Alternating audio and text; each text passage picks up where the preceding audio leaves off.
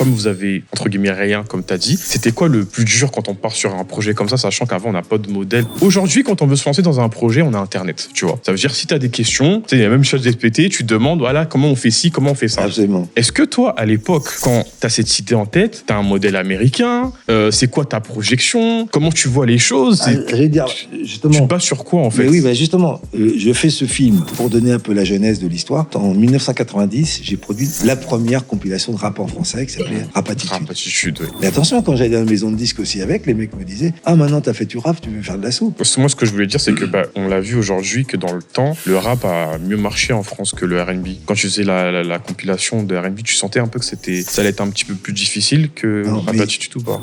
Le R&B FR a du talent, tu n'es juste pas au courant. Bienvenue dans ce nouvel épisode du RVA Focus. Et oui, c'est la rentrée, retour vers l'avenir, ton podcast R&B, toute génération confondue. C'est la rentrée, ça fait forcément du bien de vous revoir. Je sais qu'on vous a manqué, mais vous inquiétez pas. Aujourd'hui, le thème de jour est le suivant, les compiles de R&B. Indigo, sorti en 99, 24 carats, sorti en 98. Quand on regarde bien dans la frise chronologique du R&B, la première est sortie en 1994, New Jack Swing Volume 1. Je sais, quand je te dis ça, forcément, ça te parle. Peut-être que même tu as des souvenirs. Et oui, aujourd'hui, l'invité du jour est à l'initiateur de ce fameux projet dont je viens de parler. Je ne vais pas trop monopoliser la parole, et comme il se doit, je vais la lui donner afin qu'il puisse se présenter. À vous la parole.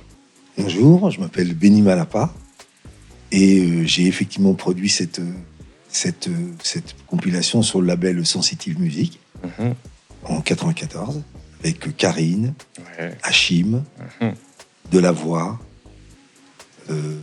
J'ai tous les noms et j'ai pas tous les noms en tête. On va y revenir, t'inquiète pas. Voilà, Sophie. Sophie, ouais. Voilà, il y avait justement Hachim avec aussi la chanson d'un groupe qu'il avait composé avec un autre chanteur.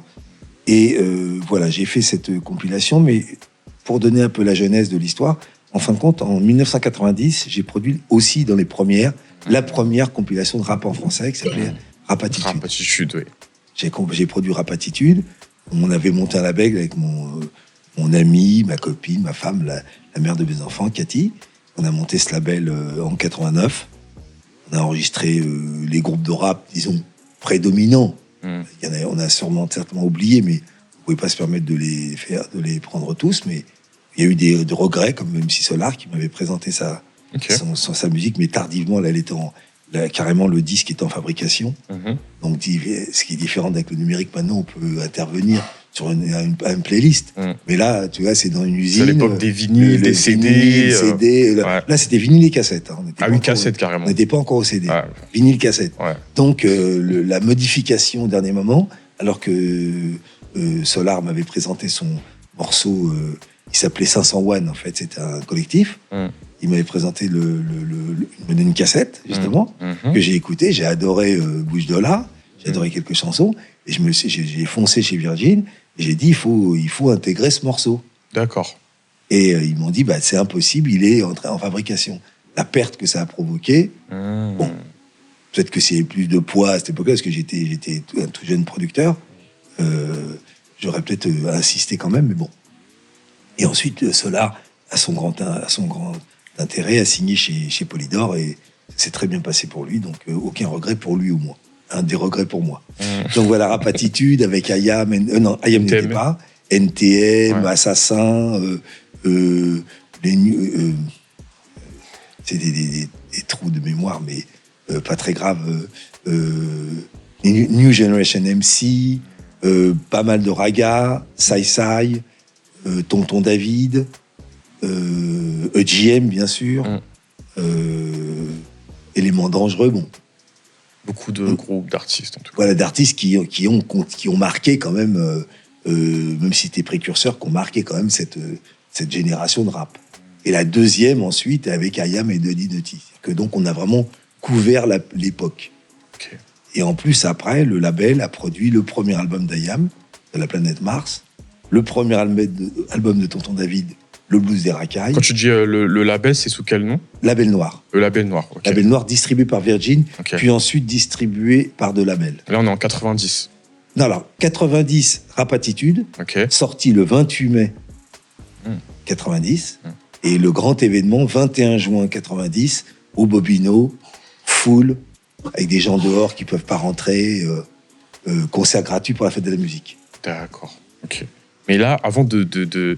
Parce que là, tu m'as appris de cours, là. En fait, on est allé très vite au vif du sujet. Oui, je Mais bon, en fait, j'aimerais bien savoir... parce que tu as parlé de cassettes déjà, ça m'a fait bizarre, tu vois. Là, on est vraiment dans les années... Ça fait fin 80. 35 ans, hein. Ouais, fin 80, début 90. Avant même d'en arriver là, moi, j'aimerais savoir, toi, c'est quoi ton parcours, en fait? Alors, en fait, moi, au départ, la base de départ, j'étais un travailleur social, éducateur. D'accord. De jeunes gens, jeunes filles, jeunes garçons, dans des foyers pas de l'aide sociale à l'enfance, mais des foyers qui travaillaient pour l'aide sociale à l'enfance. Ok. Et à un moment donné, j'ai arrêté de bosser dans un des foyers où j'étais à Charenton, qui est un truc marrant parce que j'ai connu pas mal de gens, mais je ne savais pas que je rentrerai après. Et j'ai travaillé dans un autre établissement, un hôpital de jour pour enfants autistes. Et puis, ça faisait quelques années déjà que moi, j'avais chanté avec un groupe, j'avais fait pas mal de trucs. Ah, comme ok, ça. t'as chanté? Oui, j'ai chanté avec deux groupes. Ok. Un groupe qui était un groupe plutôt, on va dire, rock, pop rock, au début, c'est un. Et ensuite, un groupe avec deux Antillais, un groupe de a cappella, justement. On a chanté du brésilien, des chansons, etc. Mais c'était il y a longtemps, hein? Voilà le temps.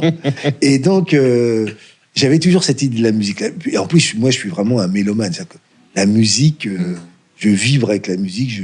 Mais toutes les musiques, hein, la musique classique, le très jazz, éclectique, du coup. Le blues, le rock, la funk, bien sûr, la soul, le Tamla Motown. Tous ces gens-là, c'est de l'amour. C'est même pas... C'est plus que même pas de la passion, c'est de l'amour. J'adore ces musiques. Et moi, j'avais un truc dans la tête, c'est que quand j'étais gamin, mon père avait un disque. Alors, on n'est même pas à la cassette là. Mon père avait un disque en cire. Ouf, ok. Qui datait de 1929. Waouh. Un disque d'un pianiste noir américain qui s'appelait Jerry Roll Morton. D'accord. Okay. Très connu. Et qui avait raconté sa vie au piano. Comme un espèce de rap. Et moi, j'ai toujours aimé le talk-over. D'accord. Donc voilà, toi, je suis là, je veux arrêter de bosser, je veux faire autre chose. Et j'ai l'idée de faire un film qui existe toujours, qui s'appelle Paris Black Night. Oui. J'ai l'idée de faire un film sur la nuit noire à Paris. C'est-à-dire antillais, africains, les restos, la coiffure. En fait, l'idée, c'était un groupe de gens qui se préparent à sortir. Ils vont chez le coiffeur, ils vont se saper. Puis ensuite, ils sortent et j'ai d'ailleurs... C'est marrant parce que l'année de 21 juin, c'est important pour moi, parce que le 21 juin 89, j'ai filmé à Paris la nuit du 21 juin, où il y avait pas mal d'événements rap, d'événements funk, soul, etc. Et je fais ce film-là, et je prends conscience qu'en fin de compte, une scène que je connaissais pas était en train de naître. La scène hip-hop. Je connaissais la danse avec le film HIP, et même après, j'avais fréquenté par des amis pas mal de groupes de danse. Il y avait les places des fêtes City Breakers. Il y avait lui qui s'appelait Régine, qui avait une troupe. J'avais fréquenté ces gens-là comme ça, mais par plaisir, par curiosité. Je savais pas que j'allais faire quelque chose avec ça. Surtout que j'imagine qu'à cette époque-là, c'est entre guillemets tout nouveau. Alors, la danse hip-hop, rappelle-toi l'émission de Sydney, elle est de 84. Ah oui, c'est un petit peu avant. C'est un petit peu avant, ça se développe. Et j'avais assisté aussi, ça c'est les deux éléments qui m'ont déclenché, où les gens de Radio Nova, Alain Manval de Europe 1, et d'autres personnes ont fait un concert de rap à l'hippodrome de Pantin, avec New York, que des artistes de New York, dont, je sais pas si tu te rappelles, le graphiste Futura 2000, qui pendant que les mecs rappaient, faisait un graphe sur scène. Donc tout ça m'avait... Je m'en fais plaisir, moi j'avais adoré. Et donc j'ai l'idée de faire ce film-là. Et pendant ce film-là, je découvre... Alors, j'avais pas n'importe quel partenaire. J'avais comme un partenaire qui était un peu un guide, c'était Jida des Black Panthers. D'accord. Qui était... les Black Panthers à l'époque, ils avaient formé Buffalo. ils étaient à peu près la sécurité de toutes les soirées noires à Paris. Pas seulement les soirées, hip-hop, tout ce qui était, ils étaient là. Et donc avec ce guide, je me baladais avec Cathy aussi, on se baladait et on découvrait une scène inconnue. Par exemple, après ce qui est devenu un studio, à ce passage Saint-Sébastien, il y avait une cave où j'ai vu Daddy Yacht pour la première fois. Ok, intéressant. Après, j'ai été au studio Lasson, j'ai vu David et Sai Sai. Partout, je rencontrais des gens comme ça et je trouvais ça, j'ai dit, c'est extraordinaire, quoi. Et donc, et un jour, j'étais dans l'immeuble de Daddy Yacht au Framboisin. J'avais emmené un gars, un peu après, on n'est pas resté potes, mais peu importe, Majid. Je l'avais emmené et c'est lui qui interviewait. Moi, je voulais pas être à la caméra. D'accord. Il y avait un caméraman et tout ça, on avait une grosse équipe. Et il y avait... donc, je voulais faire ce film-là et j'ai rencontré une production qui avait Film du Village et qui a accepté de mettre les moyens, qui a trouvé de l'argent et tout ça pour le faire. Et donc, moi, j'ai réalisé, c'est-à-dire que je trouvais tous les personnes à filmer, les lieux, comment faire les films, etc. Il y avait un caméraman, il y avait une équipe. Mais je voulais pas être à la caméra. D'accord. Mais là tu as la casquette de réalisateur. Casquette de réalisateur. Mais je voulais pas être à la caméra, donc j'ai demandé à quelqu'un d'interviewer. Ok. Et pendant qu'il interviewe, il parle, parce qu'à l'époque, on rembobinait, c'était des énormes caméras avec des énormes, tu sais, des cassettes comme ça, quoi, des cassettes pro. Donc pendant qu'il était en train de recharger, je l'entends qu'il parle avec Dadiel, il fait oui, mais pourquoi t'as pas de producteur? Le gars lui dit ouais, ils sont racistes. Bon, il était pas très, il disait ça, puis alors, et là il lui dit, Majid lui dit au gars, je vais te présenter des labels indépendants. Et à l'époque, il y avait un label indépendant qui s'appelait Bondage, qui a enregistré Les Verrues Noirs. Il y avait un label qui s'appelait Justine. Et ces deux labels, c'était vraiment des gros labels indépendants français. Et il dit, je vais te les présenter. Et dans l'ascenseur, quand on redescend avec le matériel pour la camionnette pour partir, lui, tu vas lui présenter personne, c'est moi qui vais le produire. Ok, d'accord. Mais je savais même pas ce que ça voulait dire. Mais en fait, c'est ce que j'allais dire, c'est que là, tu parles de ta casquette en tant que réalisateur. Est-ce que toi, au niveau de ton cursus scolaire, t'as fait des études dans ça ou pas du tout? J'avais aucune étude. Ah, t'étais juste un passionné, toi, en fait. J'ai arrêté l'école à 16 ans. Ok. Et après, j'ai fait plein de boulot. Et grâce à mon frère, on va pas rentrer dans les détails, je suis devenu éducateur quand j'avais 24 ans. Ok. En fait, c'est vraiment la passion qui a parlé pour toi. C'est la passion. Puis, moi, je suis un autodidacte, si tu veux. Moi, je lis beaucoup, je regarde beaucoup de films, je regarde beaucoup d'émissions. Moi, j'ai une culture populaire, en fait. J'ai une culture qui vient de la télé, qui vient de la rue, qui vient de... Ma culture, même si elle est forte, je veux dire que j'ai pas mal j'ai accumulé pas mal de connaissances, mais c'est vraiment venant, tu vois, par exemple, les premiers livres classiques que j'ai découverts quand ils étaient adaptés à la télévision en série, tu vois, par exemple. Tu vois, Les Illusions perdues de Balzac, je l'ai vu en série à l'époque, à la télévision, tu vois ce que je veux dire. C'était des choses qui... J'étais très à l'affût de choses, de curiosité. C'est comme j'ai pas fait d'études, mais malgré tout, à notre époque, je sais plus si c'est comme ça maintenant, jusqu'à la 3e, mais j'ai fait un peu de seconde, on avait quand même c'était assez solide ce qu'on nous apprenait. La poésie, moi, je peux te réciter encore des poésies que j'ai appris en 3e, tu vois. Le Ronsard, on nous construisait une base solide. Ce qui fait qu'après, j'ai arrêté les études, je suis parti, j'ai erré, je te dis, donc de boulot que j'ai fait, c'est incroyable. Mais du coup, j'ai été curieux, à l'affût, j'ai été militant, syndicaliste, je faisais plein de trucs. Et j'avais cette envie. Et j'ai dit, je vais faire un film sur la nuit noire à Paris. C'est comme ça que j'ai fait. C'est bien que tu arrives à là, parce qu'en fait, moi, j'ai vu le Paris Black Knight. Paris Black Knight, je l'ai regardé, je trouvais ça... C'est avec c'était un jeu de mots avec Paris by Night. Ouais, j'ai compris. Paris Black Knight, j'ai vu des Orlus Mabelli, enfin plein de gens là de l'époque, ça m'a fait tout drôle. Fela. Ouais, énormément de monde à cette époque-là. Et le truc, c'est qu'en fait, quand j'ai regardé, je me suis projeté, j'ai essayé de me projeter, parce que j'étais pas né à l'époque, et je me suis dit, mais Paris Black Knight. Après, on va aller sur Rapatitude, une Jackson volume 1. Aujourd'hui, quand on veut se lancer dans un projet, on a Internet, tu vois. Ça veut dire, si tu as des questions, tu sais, il y a même chose GPT, tu te demandes, voilà, comment on fait ci, comment on fait ça. Absolument. Est-ce que toi, à l'époque quand tu as cette idée en tête, tu as un modèle américain, c'est quoi ta projection? Comment tu vois les choses? Je vais dire, justement. Tu te bases sur quoi, en fait? Mais oui, justement, je fais ce film.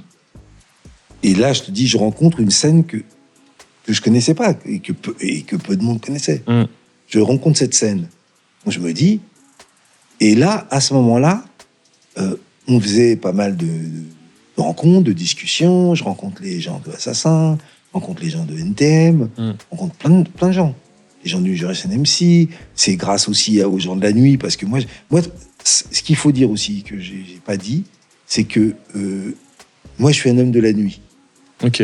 Depuis que je suis jeune. Ok. Même quand j'étais éducateur, après le boulot, je partais, Chapelle des Lombards. Tu vivais le Paris Black Night, quoi. Je vivais le Paris by night. By night. Avec Black Night et by night. C'est-à-dire que Chapelle des Lombards, tous les lieux où il y avait quelque chose, qui se passait quelque chose, j'y allais. Et en 83, avec un copain qui s'appelle Vincent Fournier, qui est ensuite devenu, qui était à Jeune Afrique, qui a été ensuite le responsable de la photo à Jeune Afrique, j'ai fait un reportage sur la Nuit Noire déjà. D'accord. Il y a un club, je sais pas si peut-être ton père il le connaît, c'est l'Opéra Night. C'était un club. Je lui demanderai. C'est un club. Toi, c'est des clubs. Donc j'ai fait cette première chose. Puis mon copain, lui, il est parti vers ces trucs. Moi, mes textes n'ont pas été publiés avec le reportage photo qui a été publié. Donc j'étais directeur artistique parce que c'est moi qui trouvais les rendez-vous, qui demandais. On a même une première page dans Géo. La couverture de Géo, parce qu'on avait toute l'après-midi photographié chez un coiffeur africain de Strasbourg, et de Strasbourg-Saint-Denis, qu'un copain sénégalais m'avait présenté. Ils nous ont laissé, on les a emmerdés. Il y avait de la lumière, et on les faisait recommencer et tout ça. Et et la photo de la fille qui était coiffée, elle est parue en couverture de Géo. Ok. Donc déjà, j'avais cette inspiration. Et pour moi, le Paris Black Night, c'était la suite en film. Ok. Parce qu'un jour, je te raconte, parce que aussi, une chose qui m'est propre, c'est que je suis très ouvert au hasard de la vie. J'appelle ça le hasard bienfaiteur. C'est-à-dire que tu roules, tu tournes, et si vraiment tu fais bouger quelque chose, il y a des choses qui vont bouger, et il va se passer quelque chose. Ouais, je vois ce que tu veux dire. Mais des fois, ça peut stagner plusieurs années. Mais à un moment donné, quand tu fais bouger quelque chose, tu vois ce que tu fais, toi, et ça, tu fais bouger quelque chose, d'un coup, il y a un documentaire qui vient derrière, et puis quelqu'un qui te propose. Par exemple, j'ai un copain qui s'appelle Yazid Manou. Yazid, il est attaché de presse, spécialiste Jimi Hendrix. Il a fait ça tout seul, comme un jeune qui a aimé Jimi Hendrix. Et maintenant, il va dans le monde entier faire des conférences sur Jimi Hendrix. Tu vois ce que je veux dire? Tu t'en tiens à ton idée, tu dis ça, j'ai cette idée-là, je vais le faire. Et je connaissais personne. Alors, je pense que le fait que tu bouges beaucoup sur Paris, en soirée, ça t'a permis justement d'avoir ces opportunités-là. Ah, bien sûr, parce que tous les gens que j'ai rencontrés, je les ai rencontrés dans la nuit. Même après les rappeurs, quand les rendez-vous, j'ai dit, c'était pas à 10h du matin à l'hôtel de ville. Bien sûr. C'était minuit dans un endroit, et s'ils venaient... ce que je veux dire, la nuit, c'est très important. La nuit, c'est important parce que beaucoup de choses se passent la nuit. Même si tu t'habilles à la mode, quand est-ce que tu vas briller? C'est pas... Bon, tu peux passer dans la journée et qu'on te regarde. Mais quand est-ce que tu vas briller, c'est que tu vas rentrer dans un club avec tes super sapes de nouvelles, avec un couturier ou quelqu'un que tu connais personnellement, où tout le monde va te dire, mais qu'est-ce que c'est ce truc-là, toi? C'est la nuit. Moi, je te dis, je bougeais beaucoup la nuit. Et donc, ce film-là me fait rencontrer les rappeurs. Okay.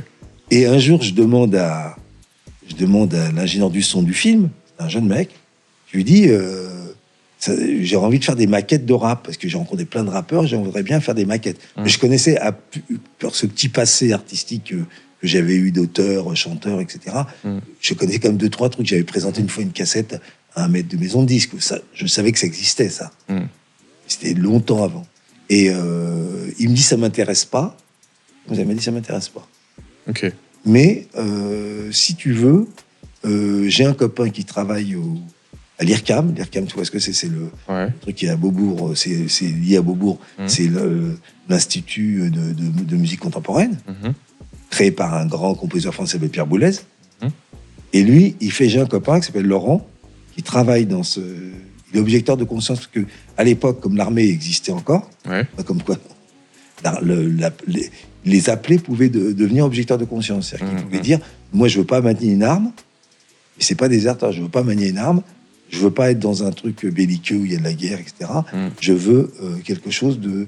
Et ils pouvaient être embauchés par des associations d'intérêt public. Et lui, le gars, donc, il était un peu freelance sur des films, et Laurent était ingénieur du son à l'IRCAM. Okay. Il m'a dit, ce copain, il est très branché sur le raga, le rap, etc. Va le voir. Et j'ai les cherché pendant longtemps. Il a enregistré un groupe avec moi qui s'appelle TKC, un groupe un peu punk reggae, tu vois. D'accord. Okay. Et donc je l'ai trouvé.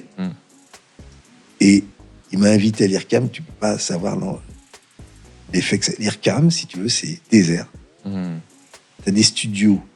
C'est comme si tu veux être allé à l'aéroport de Villacoublette avec des petits coucous qui s'envolent. Tu crois que tu vas là-bas et t'arrives à Roissy. D'accord. Des studios de malades. Immenses. Des milliers de micros, des milliers de pieds. Des salles de son où le son peut changer en bougeant des panneaux. Ok. Et aucune activité dans ces salles. Que des gens dans des espèces de bureaux avec des énormes ordinateurs. À l'époque, ils avaient l'ordinateur de la NASA. Bon, à l'époque, c'était pas réduit comme ouais, bien sûr. Un énorme. Ils avaient l'ordinateur et des compositeurs contemporains du monde entier venaient travailler. Ils faisaient pas de bruit, les gars. Ils étaient avec l'ordinateur. Eux, ils préconisaient. À l'époque, c'est la musique électronique. Elle a commencé là. Avant. Après, il y a eu Kraftwerk, il y a eu plein de groupes qui ont repris le procédé. Mais auparavant, la musique électronique, c'était donc des gens qui composaient de la musique avec de l'électronique. Ils faisaient des ordinateurs, ils faisaient des calculs. C'était très sobre, tu vois. Ouais. Moi, je vois ça, je dis, on va pas faire une maquette. On va pas faire une maquette avec... Et auparavant, j'ai rencontré un gars qui existe toujours, qui s'appelle Sodi, qui est le manager du fils de Fela, Femi Kuti. Sodi, qui a un studio dans les Halles. Et Sodi, j'avais parlé avec lui, et il enregistrait la compilation du rock alternatif de l'époque. D'accord. Avec la mano qui s'appelait Hot Pants, les Garçons Bouchés, bon, tous ces gars-là. Et je lui ai dit, mais c'est ça qu'il faut faire, en fait. Faire comme eux. Comme le genre n'est pas connu, comme il n'a pas de public encore, il ne faut pas tabler sur un seul artiste, parce que il marche, et puis il sera le seul, ou il ne marche pas, puis ça va être enterré. Donc j'ai dit, c'est là qu'il faut faire. Comme c'est un mouvement, il faut faire une compilation. Et cette idée-là que tu as eue, est-ce que tu as eu la même façon de voir les choses quand tu as fait la compile de New Jack Swing? Tout à fait. La même idée, c'est-à-dire la même idée, c'était de dire, ce mouvement-là, il est encore souterrain, underground. Il ne faut pas se tabler sur un seul artiste qui va réussir. Je ne sais pas si j'ai raison, parce que ça n'a pas marché comme le rap. Mais il faut prendre le mouvement, il faut aller chercher. Et ça s'est fait par capillarité. C'est-à-dire que j'ai rencontré un tel qui m'a présenté un tel, qui m'a présenté un tel. C'est ce que j'allais te demander. Comment est-ce que tu as parlé de Hachim, Sophie, j'ai rencontré Karine. Non, j'ai rencontré Sophie. Sophie m'a présenté Karine. Karine, ensuite, j'ai rencontré d'autres personnes qui m'ont présenté Hachim. Et j'avais rencontré Cool Jam, qui maintenant joue et clavier de Malka Family. J'ai rencontré Cool Jam. Et je lui ai dit, il faut qu'on fasse un groupe de doo-wop. D'accord. C'est moi qui lui ai dit, il faut qu'on fasse un groupe de chanteurs en harmonie, avec des instruments ou a cappella. Et Cool, il a été picoré dans tout ce qu'il faisait, les karaokés, les jams, tout ce qu'il faisait, les petits concerts et tout. Il a été chercher des gens. Et une personne qu'il a trouvée, après ils sont devenus un petit peu, c'était tendu entre eux, c'est Bruno Djengele, qui est un chanteur qui fait énormément, encore maintenant, beaucoup de reprises de Marvin Gaye. Il fait beaucoup de concerts de reprises. Voilà. C'est Bruno. Il y avait donc Bruno et Cool, c'était un peu le cœur de l'histoire. Et chacun de son côté recruté. Et on était quatre chanteurs. Et on a commencé à travailler. On a commencé à travailler carrément dans mon bureau. J'ai un bureau rue Bouffour-Saint-Martin. On a commencé, on n'avait pas de salle, on n'avait pas d'argent, on n'avait rien. On a commencé à travailler là. Et justement, comme vous avez, entre guillemets, rien, comme tu as dit, c'était quoi le plus dur quand on part sur un projet comme ça, sachant qu'avant, on n'a pas de modèle pour pouvoir le mettre en place? Le plus dur, c'est justement, et je reviendrai là-dessus, mais le plus dur, en fait, c'est de dire qu'est-ce qu'il faut faire. Parce que c'était pareil pour Rap Attitude. Ouais. Parce que juste une petite parenthèse pour Rap Attitude, les maisons de disques avaient commencé à chercher quelque chose. Ils avaient fait faire une reprise en raga de Gabi par Mikey Mossman. Ils avaient produit 2 rappeurs, Destroy Mine et Johnny Go, qui étaient inscrits chez Barclay, mais ça marchait pas du tout. Et puis eux, ils savaient pas du tout les gérer. Eux, c'était tu vois, dans les maisons de disques, c'est des gens, petits gars qui sortent nanas qui sortent d'école de commerce et tout. Ils se retrouvaient avec des vrais. Et eux, c'était pas des vrais gars de la rue, des gars de Vitry, des gars de Paris, qui étaient des. C'était pas des voyous. C'était pas comment dire, des racs. C'était pas des voyous. C'était plutôt des gars de la rue, quoi. Tu vois, tu parles pas n'importe comment avec eux, tu discutes pas n'importe comment avec eux, tu respectes qui ils sont, tu leur imposes pas quelque chose. Faut que tu trouves un langage avec eux. Moi, ça, c'était pas un problème pour moi parce que je travaillais là-dedans, tu vois. Donc, j'avais pas. Moi, je jouais pas. Je mettais pas une casquette à l'envers. Maintenant, je mets des casquettes, mais avant, à l'époque, je ne mettais pas. Je faisais pas la démagogie, mais je cherchais à les convaincre. Et donc, pour le rap, et pareil pour le R&B, ils travaillaient déjà avec des gens. Ils travaillaient tous, mais je l'ai su plus tard qu'ils travaillaient avec un ça, c'est son nom aussi m'a échappé. Ils travaillaient avec déjà quelqu'un. Ils allaient en studio, ils allaient voir des gens. Mais ils n'étaient pas convaincus, en fait, que cette personne allait les emmener quelque part. C'est ce que je ne sais pas s'il avait raison non plus, mais ils n'étaient pas convaincus. Et comme il y avait ce précédent, c'était crédible.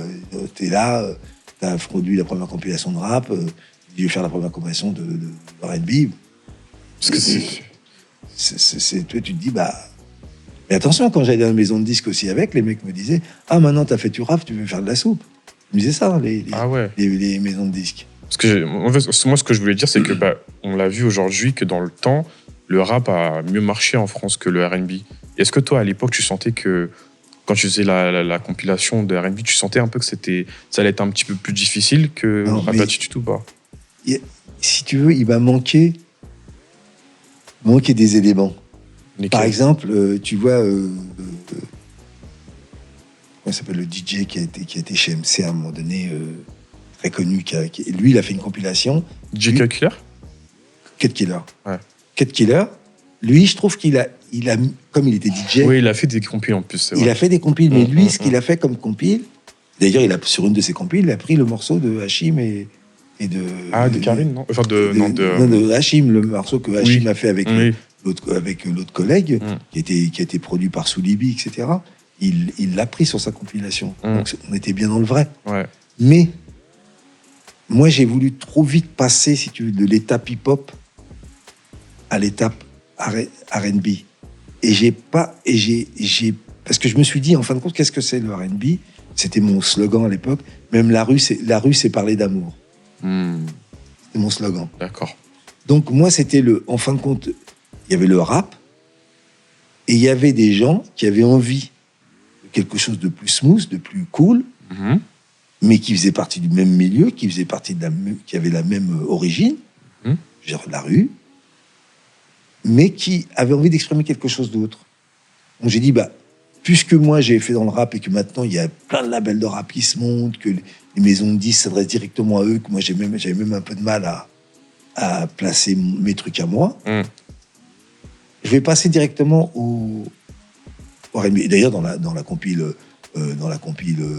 sensitive, New Jack Swing, il y a volume 1, il y a aussi il y a un mélange.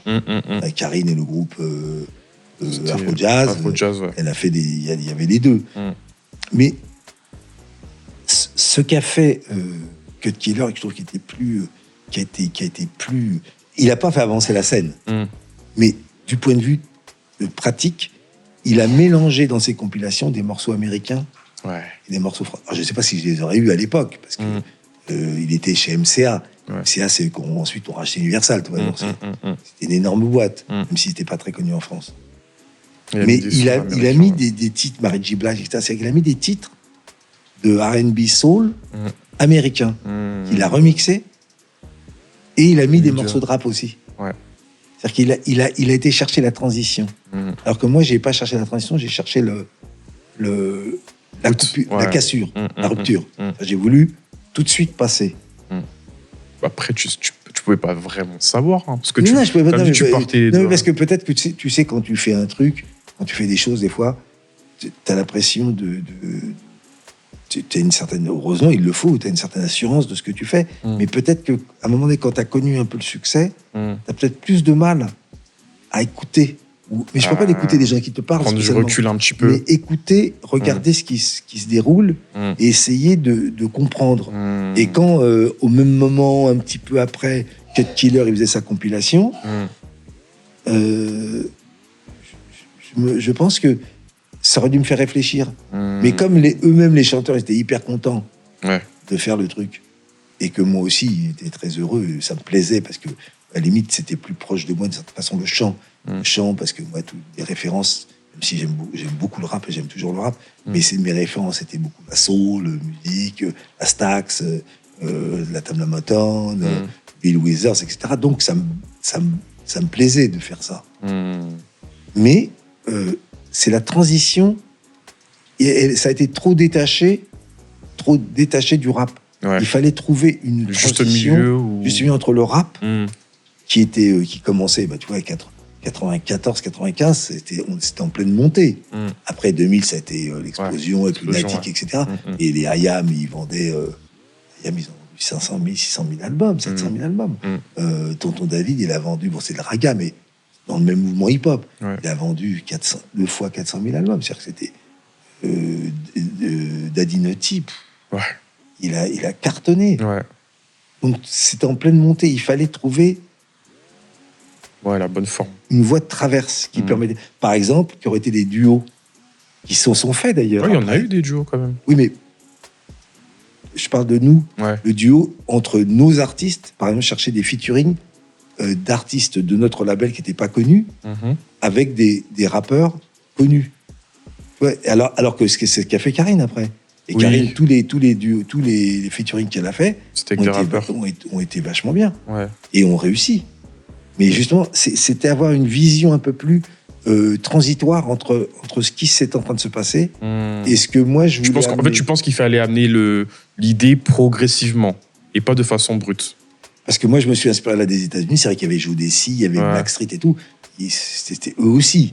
Je me rappelle d'un concert de Blackstreet au Bataclan qui était bondé. J'ai été voir Bobby Brown au Palais des Sports. Même en France, ça accrochait. Mais c'était comme une niche. Parce que même si Bobby Brown, il accrochait, il remplissait pas des sports, ce qui était... Vous savez, qui s'appelle le Dôme de Paris maintenant. Dôme de Paris. Même si il remplissait, c'était pas encore... c'était des amateurs éclairés, mais c'était pas encore le grand public. Et donc, moi, je me suis calqué sur le développement du R&B, le soul aux États-Unis, et j'ai pas assez regardé. Et comme en plus, avec la compilation, j'ai séduit Universal, qui m'a signé pour la compilation, j'ai dit bon, voilà. Mais Universal, le problème, c'est la différence avec Virgin. Virgin, si tu veux, quand ils ont signé Rap Attitude et ensuite de labels, c'était des nouveaux labels. C'était une boîte Virgin, d'ailleurs elle a été rachetée par EMI, il n'y avait pas de catalogue. Quoi qu'il y avait du catalogue, mais elle avait un catalogue contemporain des Rita Mitsuko en France, les Négresses Vertes en Angleterre, toute la musique Genesis, toutes les nouvelles musiques de l'époque, Lenny Kravitz, etc., des gens comme ça. Donc, elle était ouverte sur cette nouvelle scène. Et donc, elle a mis vraiment le paquet pour le rap. Et en plus, le rap, comme tu dis, ça mûrissait beaucoup à la base. Et là, tout d'un coup, il y avait une ouverture. Je me rappelle la compilation Rap Attitude, tu vois, en un mois, on a vendu 28 000 en un mois. Le 28 mai, on est sorti. Au 30 juin, c'est la fin des comptes du premier semestre, on a vendu près de 30 000. On a été disque d'or par la suite. Mais Sensitive, alors la faiblesse de Sensitive, c'est que peut-être qu'il n'y avait pas un tube pour la presse. Parce qu'il ne faut pas oublier non plus que, même si Rap Attitude s'est bien vendu au départ, ensuite ça a été relayé par le fait que Tonton David, il a fait Peuple du Monde et on a été comme 9e au top 50. Et peut-être que dans son site, dans du Jack Swing volume 1, peut-être qu'il n'y avait pas la chanson. La chanson. Et Universal, ça fonctionne comme ça. Parce que je crois que le premier single que vous avez lancé, c'était de la voix, je crois. Ouais. C'était une reprise. Et en plus, moi, j'ai été persuadé que cette reprise, qui était très populaire, j'entends siffler le train, allait exploser. Et en fin de compte, alors qu'après, ça s'est fait, mais dinguerie, après les reprises. Jusqu'à là, quand on a sorti, on nous a parlé presque de ringard. Ah ouais. Énergie n'a pas voulu le jouer. Alors qu'après, ça a été que ça. Mais donc ça aussi, c'est un petit peu... C'est intéressant, ça, quand même. Non, mais ce qui est intéressant, c'est qu'Universal, si tu veux, c'est une machine énorme. Ouais. 25% de la production mondiale. Énorme.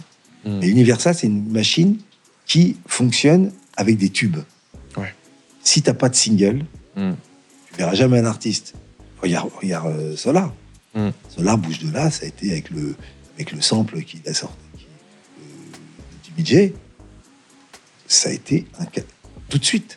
Et derrière, ils ont fait quelques chansons qu'avec des samples de malades américains très forts et explosé.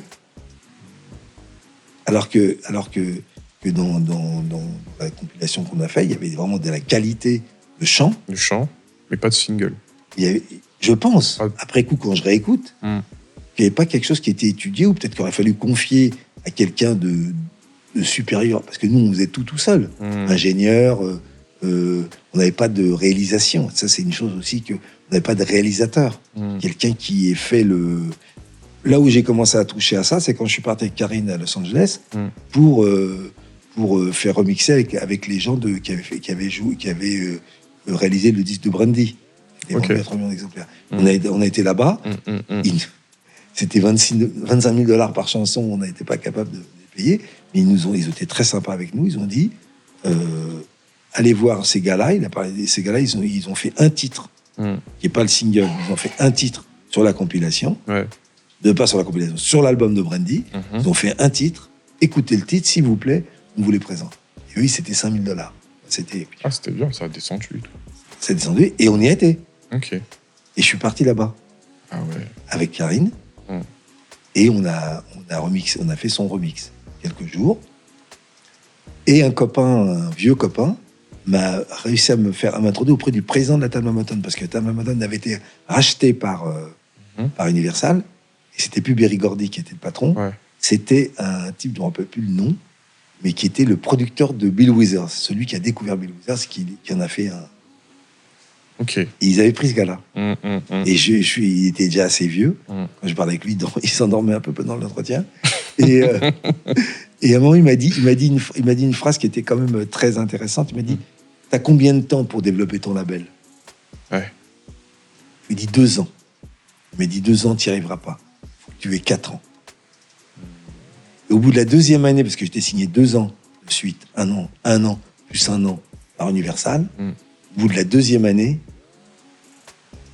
on n'a pas décroché. Et il avait raison. Il fallait... Plus de temps. Parce qu'il faut plus de temps pour trouver un tube. Ouais. Tu prends dans le même temps par un label qui a été développé par un mec qui s'appelle Marc Tenon, qui c'est plutôt de la pop. Il a sorti plein de trucs qui fonctionnaient un petit peu. Il a rencontré Louise Attaque. Et là, son label a explosé. D'ailleurs, lui aussi a explosé depuis. Parce qu'après, Louise Attaque, ils sont partis, ils ont fait d'autres choses. Et donc, du coup, son label aussi l'a déposé. C'est très dur, un label indépendant. Oui, j'imagine bien. Surtout à cette époque-là et tout. Oui, puis comme tu dis, il n'avait pas les instruments d'Internet, il n'avait pas l'instrument de...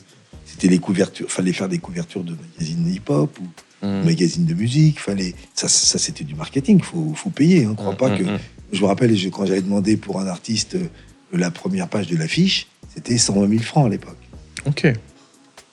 Tu avais la première page, 3 pages de rédactionnel et une page de pub. Et la semaine d'après, une autre pub. D'accord. C'est pas gratuit. Hein. Ah ouais. Les gens disent on a pris, ils te disaient on a été séduit par le truc qu'on va faire la première page. Non. Ça veut dire qu'ils n'ont pas été séduits parce que le journaliste qui l'a fait, un copain de journaliste musical, il m'a expliqué comment ça se passe. Dans les journaux comme ça, ils réunissent le comité de rédaction et ils disent qui a aimé le disque de un tel. Le mec, il dit, moi, il dit, bon, c'est toi qui fais les articles.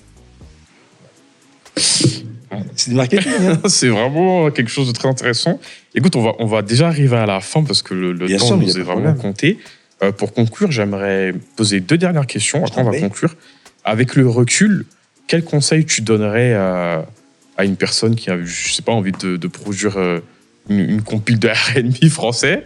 Et ensuite, on va passer. Je vais te laisser terminer pour parler de ton livre. Aujourd'hui, Et voilà. je te l'ai dit, aujourd'hui, une compilation, c'était une idée, et puis c'était comme dans l'air du temps, il y avait plein de compilations. Ouais. Non seulement un compil R&B, un compil raga, un compil rap, on fonctionnait comme ça. Mhm. C'est-à-dire qu'il y avait plusieurs artistes qui n'étaient pas hyper connus. Mm. On sortait une compile en espérant avoir 1 ou 2 personnes assez connues, ce qui n'était pas le cas de nous. Il y a personne d'assez connues, et qui amène la compile vers quelque chose. Donc, il ouvre la porte. Et l'artiste, après, il est signé ici ou là, et il peut faire son chemin. Ouais. Regarde, Lunatic, la compile, c'est une compilation. De qui reste? Il reste Booba. Hein. Voilà, c'est comme ça. C'est une espèce de compétition. Tout le monde part sur la même ligne de départ. Et ensuite, la qualité propre de chaque artiste va cogner. Aujourd'hui, je ne pense pas que ça soit une méthode. On peut toujours le faire. On fait ce qu'on veut déjà. D'ailleurs, moi, je crois que c'est plus... ou bien c'est un producteur vraiment un beatmaker, producteur, quelqu'un qui sait où il va, et il va faire ses musiques, il va trouver des chanteurs dessus, des chanteurs, des rappeurs pour sublimer sa musique. Mhm. Donc ça va être son problème. Toi, si t'es le label, tu vas pousser ça, parce qu'il y a pas mal de gens qui ont fait avec des mixtapes, ou bien avec le système Internet et le système des plateformes, il faut que tu trouves la chanson qui tue.